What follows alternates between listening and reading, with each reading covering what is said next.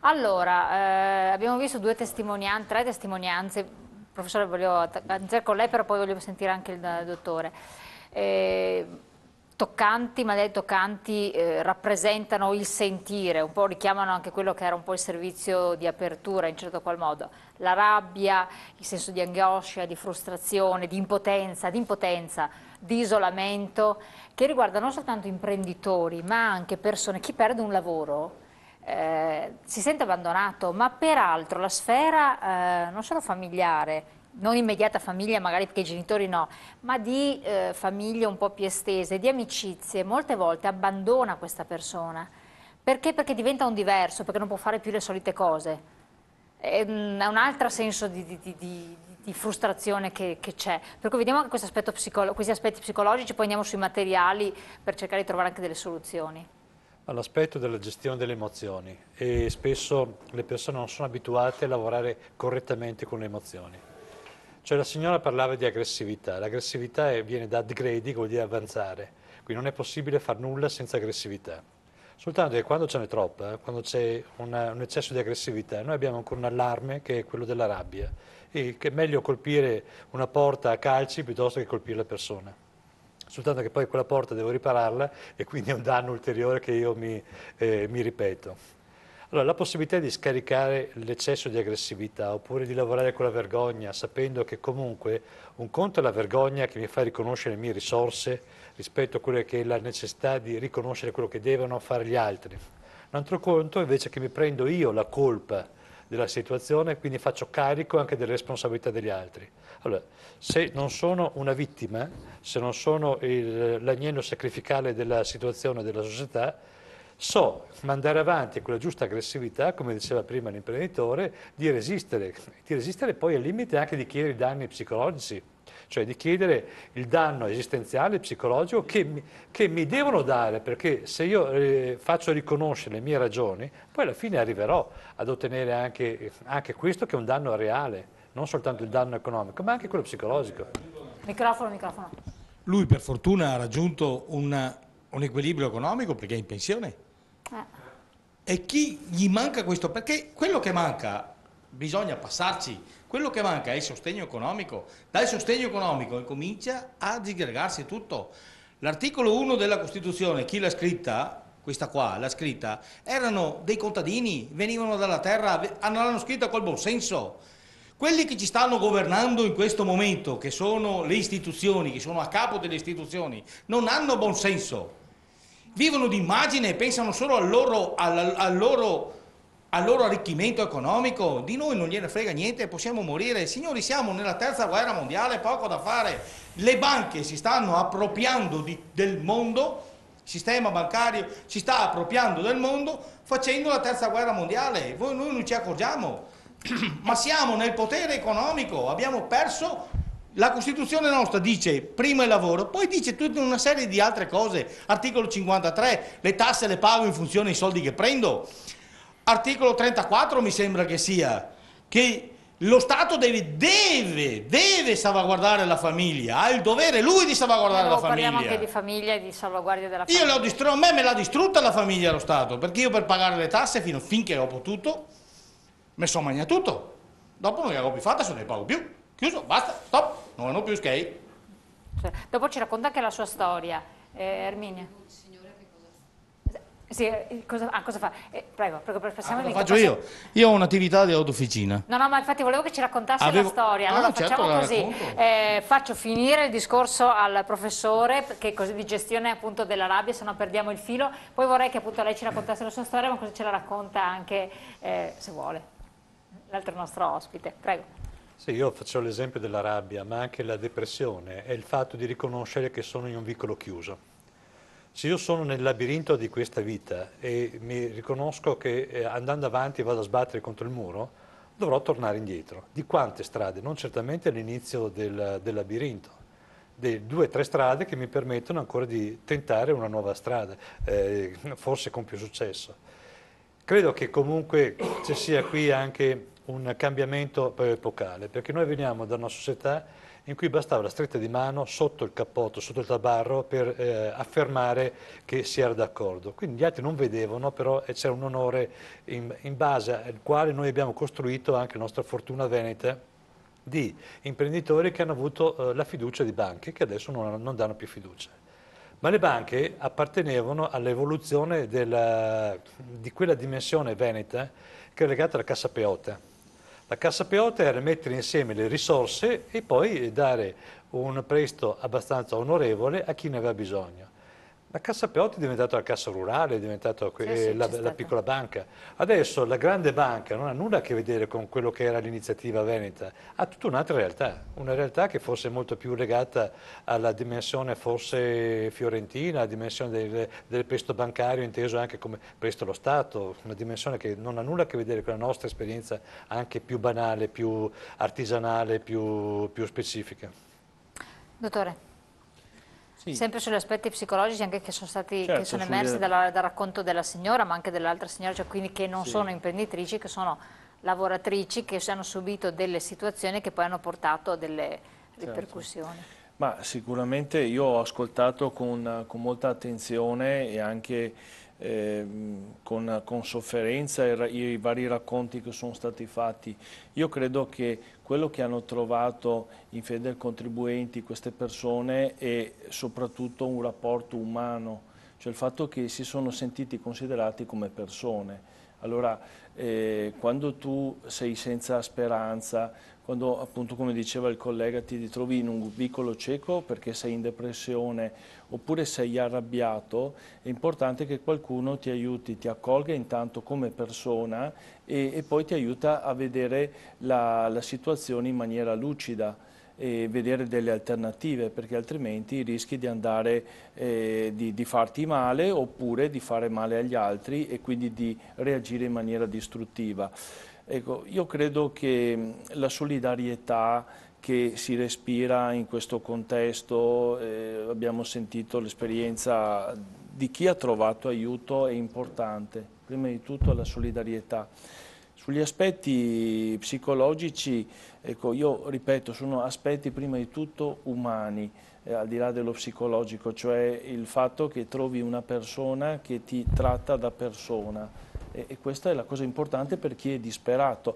E poi chiaramente mettere, il collega parlava prima dell'aggressività, io dico sempre che l'aggressività diventa energia vitale quando è ben indirizzata, quando si riesce a fare una ricognizione di quelle che sono le risorse, diventa veramente una risorsa.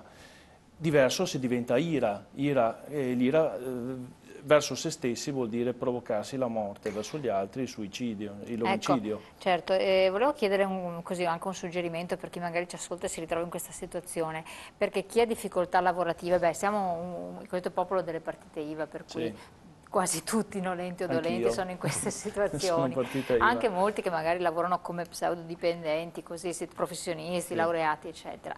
E quindi si trovano in difficoltà con questa percezione di reddito che arriva, non arriva e così via.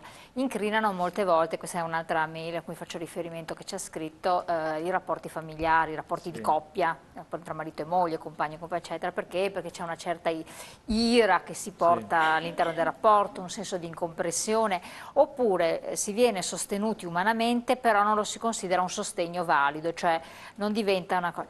C'è qualche, tra virgolette, strategia, ci chiedeva questa telespettatrice, da utilizzare quando il compagno, il marito o la moglie, può essere lei, si trovano in queste difficoltà per evitare che poi la coppia scoppi e che la famiglia esploda, che poi andiamo in situazioni che andremo ad affrontare in cui si compromette tutto un sistema famiglia. Sì. Perché finché tutto va bene, la pizza la vai a mangiare il sabato, la vacanza te la puoi prenotare, i soldi girano, come dicono gli italiani, dagli pasta asciutta la settimana di ferie e stanno tranquilli, puoi fare tu il governo del diavolo a 4. Quando incominci a fare mancare questi pochi presupposti fondamentali, allora cosa può suggerire qualcosa? Questo perché fa riferimento a diverse istanze. Sì, certamente anche nella coppia quando viene a cambiarsi il regime economico questo porta a una crisi inevitabilmente. Ieri sera avevo con me un paziente che diceva io sono passato a una macchina di grossa cilindrata a una utilitaria e la mia compagna continua a dirmi: tu stavi meglio in una macchina di grossa cilindrata. Questa sono mazza. Queste, ecco, anzi, ero una fidanzata, quindi voi capite, un imprenditore che si mette anche a costruire famiglia in quel caso. Allora io credo che bisogna un attimino, quando si è in crisi, la crisi economica ti riporta a mettere in discussione quello che sei. Prima si diceva io sono la mia azienda. Però io credo che a un certo punto la crisi diventa una risorsa perché ti riporta a dire: ma chi sono io veramente? Io non sono solo la mia azienda, io sono anche la mia azienda, ma la mia azienda non è nel tutto nel più di me. Ma cosa può aiutare? Che aiuto può dare il compagno? Ecco, io dicevo che il compagno può cominciare a darti fiducia rimandandoti quello che sei, al di là del fatto che tu sei un imprenditore, al di là del fatto che tu sei... Darti valore come persona. Io sto dicendo, questa magari è una cosa banale, però voglio dire, è un punto di partenza, cioè tu vali in quanto persona prima di tutto. Poi chiaramente il compagno può dire: bene, adesso ti devi far valere anche come imprenditore, come contribuente. E quindi farti aiutare da qualcuno. Esatto, però il compagno ha un ruolo importante, perché se il compagno non ti sostiene o ti mette in discussione oppure rimane legato al ruolo che tu avevi prima, chiaramente ne risenti doppiamente. Questa è la grossa difficoltà. Assolutamente. Siccome lei ha accennato al discorso anche della famiglia è venuta meno, può raccontare la sua storia? Giustamente anche la dottoressa Erminia la chiedeva, quindi... Sì, mi chiamo Loris Ravazzolo, sono un autoriparatore. Fino a qualche anno fa avevo dei dipendenti sotto di me. Poi piano piano la crisi, io lavoro in zona industriale, la zona industriale di Padova è stata colpita in maniera massiccia, i clienti sono diminuiti, ma sono diminuiti non perché io ho disimparato a lavorare, perché loro non hanno più i soldi per venire a riparare le macchine, i loro mezzi non hanno più soldi. Poi si dica che ci sono un sacco di macchine che circolano senza revisione perché costa metterle a porto. Piano piano la crisi si è fatta sentire, le tasse finché ho potuto le ho pagate. Poi è successo che la famiglia è andata in crisi, c'è stata una separazione. Ma è andata in crisi secondo lei legata al fattore? Il motivo principale secondo me è il motivo economico. Ma non è che ci guardiamo... Poi ci sono anche altri motivi di contorno, però diciamo che la goccia che ha fatto traboccare il vaso è il motivo, perché sono sicuro che se c'era una certa disponibilità economica come c'era, non si sarebbe disgregata la famiglia. Da qui una serie di cose, io mi sono trovato sempre più solo, perché poi gli amici non ti frequentano più perché non possono più, perché quelli che erano amici o scelgo te o scelgo lei e tutto qua, e ti diventi sempre più solo e ti chiudi, entri dentro un tunnel. Io fortunatamente ho anche un carattere abbastanza esuberante, poi ho incontrato gli amici, che io non la chiamo un'associazione ma la chiamo degli amici, che un giorno io il cappio l'ho appeso. Io in officina ce l'ho ancora, io viaggio nella borsa col cappio perché è diventato il mio amico, è diventato quello che io non devo fare. Mi sono guardato attorno e ho guardato che cosa fanno purtroppo quelli che vengono in Italia, che non sono italiani, che sono gli amici stranieri. Loro la prima cosa che fanno quando vengono in Italia si leggono la Costituzione italiana. In questo libricino, che ci dovrebbero regalare quando nasciamo e poi ci dovrebbero insegnare dall'elementare fino all'università, civica. Ok? Non si fa più, l'educazione civica non si fa più. C'è scritto tutto. L'articolo 1, l'Italia è una repubblica fondata sul lavoro. Punto! Quando manca il lavoro, io questo libricino non lo leggo più. Non leggo più niente, perché non ho più diritti e non ho più doveri. La famiglia, l'articolo 31, 32, 30 mi sembra, salvaguarda la famiglia. Le tasse, l'articolo 53, le pago in funzione al reddito che ho. Articolo 81, lo Stato non deve sperperare i soldi. Le istituzioni non devono sperperare i soldi, devono stare attenti al bilancio. Di conseguenza, in questo periodo di crisi, io dico che lo Stato dovrebbe prendere i soldi milionari dei funzionari pubblici, dovrebbe tagliarli, portarli allo stesso livello dell'ultimo sciacquino del dipendente statale. Non è possibile vedere una signora che si chiama, non mi ricordo che cavolo perché non mi interessa niente che si siede in Parlamento, che ha il suo portaborse che gli sposta la carrega, che spende 120.000 euro. E mi ciapo 500 euro al mese e dopo mi chiamo evasore. Chiarissimo. Chiedo solo una cosa, così a tutti come una riflessione, faccio un po' anche la parte dell'avvocato del diavolo. Non c'è qualcosa che non va in questi discorsi? La fidanzata che dice stavi meglio dentro una macchina di lusso, la famiglia che si disgrega perché non ci sono più soldi. Non ci dovrebbe essere dell'altro che tiene unita una famiglia oltre ai soldi? Chiedo, Purtroppo, la società, da una società io continuo ad insistere, da una società rurale, contadina, è diventata una società di immagine senza valori. Consumistica, per cui sono persi dei valori. Io voglio che vedo passare la parola anche naturalmente col Presidente, però prima, siccome ha chiamato in gioco le persone straniere che vengono da altre realtà e noi abbiamo, anzi prendo il microfono nel frattempo, abbiamo la fortuna di avere tra di noi chi viene da un'altra realtà che per carità sta crescendo per fortuna e può dirci dal di fuori, dal di dentro, perché poi come la vede il nostro paese? Lei viene... Sì, ma no, perché vengo da 30 anni fa. Esatto, però ci va su e giù, insomma, Sì, dai. sì, insomma, vivo dalla tutte Serbia, le Serbia due... ex Jugoslavia, insomma, Sì, per intendere. vivo tutte le due realtà quotidianamente, sia la realtà italiana sia quella serba, perché faccio consulente per le imprese italiane che in questo momento non trovano, sfortunatamente, e questi sono esempi che prima il Signore sta dicendo, che manca il lavoro, manca sostegno, che cercano lo sbocco negli altri paesi che sono magari meglio organizzati dal punto di vista burocratico. Ma vede strana sta situazione che si manifesta qui? Io ho la famiglia a Padova e la situazione la vivo come tutti gli altri, con tutti i problemi sociali, problemi della scuola, di educazione, comportamenti, invasione di stranieri, di un'altra generazione di stranieri che vengono in Italia non per lavorare e creano un disagio sociale notevole, perché negli ultimi anni la società italiana si è aperta troppo, ma non è stata educata e formata per ricevere tutta questa immigrazione, perché le graduatorie per le case le fanno in base al nucleo familiare. I nuclei familiari che vengono in Italia sono numerosi e acquisiscono i diritti di un cittadino italiano che per vari motivi negli ultimi anni non ha avuto un nucleo familiare numeroso, perciò vengono saltate anche graduatorie.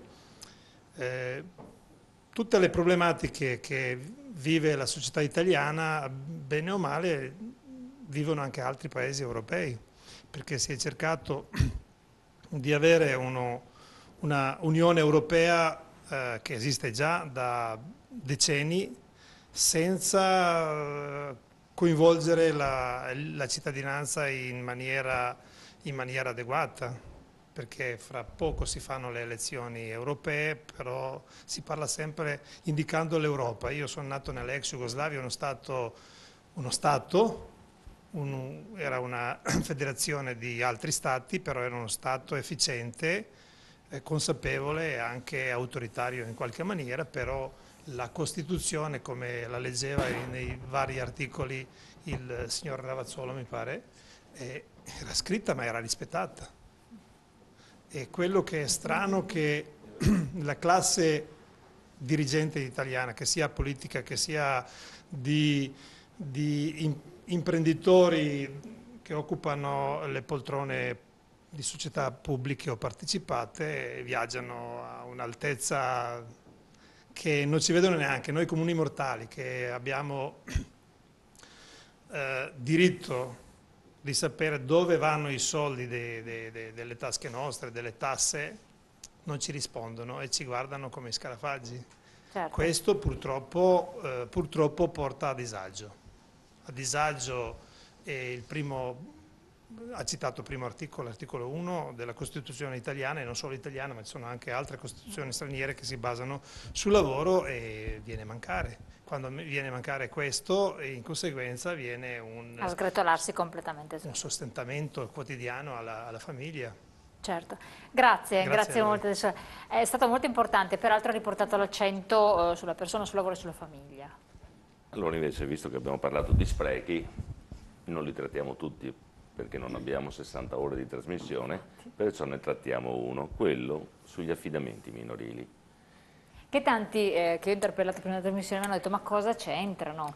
Esatto, allora c'entrano, come al solito, all'italiana non ci facciamo mai mancare nulla, soprattutto quando parliamo di negativo. Noi come contribuenti vogliamo sapere dove vengono spesi i soldi dei contribuenti, delle persone che pagano le tasse, e perciò qualche anno fa ci siamo messi a guardare un attimino le tabelle e le voci di spesa e vediamo, anzi evinciamo, perché non esiste nemmeno un registro pubblico in Italia sugli affidamenti minorili, perché non esiste.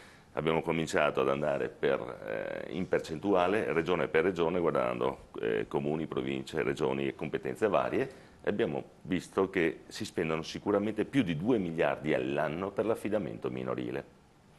C'è stata una forte impennata negli ultimi anni, dato dalla crisi, proprio perché non ci facciamo mai mancare nulla, i servizi sociali, nel caso della famiglia poco abbiente, prelevano il bimbo e lo portano su un istituto di affidamento, dove abbiamo visto che si arriva addirittura a 400 euro al giorno a bambino.